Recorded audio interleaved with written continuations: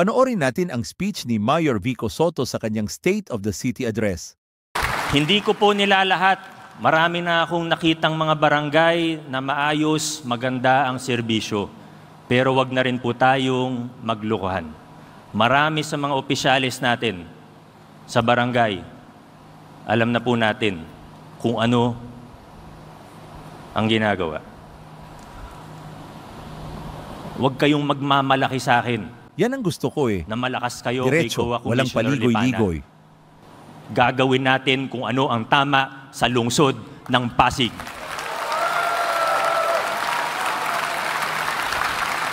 Grabe itong si Mayor Vico. Matino, matapang, may Akala nyo, paninindigan. hindi ko alam. Sana all leader ganito. Mga sinasabi ng iba, sagot ako ni Commissioner dahil yung